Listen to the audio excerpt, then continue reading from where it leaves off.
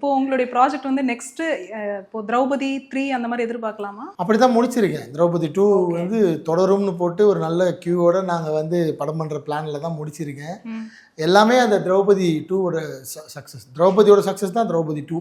Okay. So நல்லபடியாக போச்சுன்னா இங்கேருந்து ஒரு 2 இயர்ஸோ 3 இயர்ஸோ கழிச்சு திரௌபதி 3 கண்டிப்பாக ஷூட் பண்ணுவேன். கான்ட்ரவர்சியாக நான் கேட்கல, ஜென்ரலாக எல்லாருமே சொல்லுவாங்க இது பேஸ் பண்ணி இந்த மாதிரியே ஒரு கோர்ட்டில் படம் எடுத்துகிட்டே இருந்தா எப்பயோ முடிஞ்சது, ஏன் அதை இப்போ டிக் பண்ணுறாங்க இந்த மாதிரி டைரக்டர்ஸ், அப்படியான விமர்சனங்களை நீங்கள் எப்படி பார்க்குறீங்க? என்னன்னா இந்த எல்லாருக்கும் தெரிஞ்சிருந்து நான் அதை டிக் பண்ணியிருந்தா கண்டிப்பாக இந்த விமர்சனத்துக்கு நான் பதில் சொல்லியிருப்பேன். ஏன்னா நானே நிறைய பேட்டிகளை சொல்லியிருப்பேன், எதுக்கு தேவையில்லாததெல்லாம் நோண்டி தேவையில்லாமல் பிரச்சனை தானே.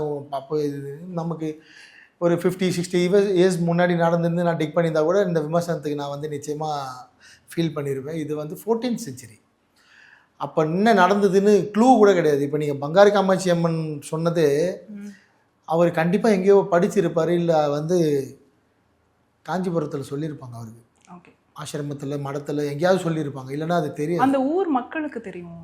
அதான் சொல்கிறேன், அது ரிலேட்டடாக இருக்கிறதெல்லாம் தெரியுது. அதிகபட்சம் ஒரு 5000 பேருக்கு தெரிஞ்சிருந்தா பெரிய விஷயம். படம் வந்ததுக்கப்புறம் அது 1 கோடி பேருக்கு தெரிய போகுது இல்லை.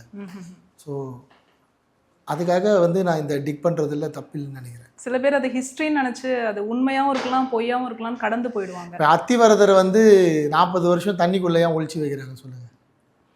40 வருஷத்துக்கு ஒரு வாட்டி தானே வெளியே கொண்டு வராங்க. அத்திவரதரை தண்ணிக்குள்ளே 40 வருஷம் ஒழிச்சு வைக்க வேண்டிய காரணம் என்ன? அதுக்கு பின்னாடி ஒரு கதை இருக்குல்ல, அது ஒரு படம். அந்த மாதிரி ஸ்வர்ண காமாட்சி அம்மன் எப்படி பங்காரு காமாட்சி அம்மனாக மாறினாங்கன்னு சொல்கிற கதை தான் Draupathi 2. Super sir. Netaji productions வழங்கும் மோகன்ஜி இயக்கத்தில் ரிச்சர்ட் ரிஷி நடிக்கும் திரௌபதி 2 வெற்றி நடை போடுகிறது.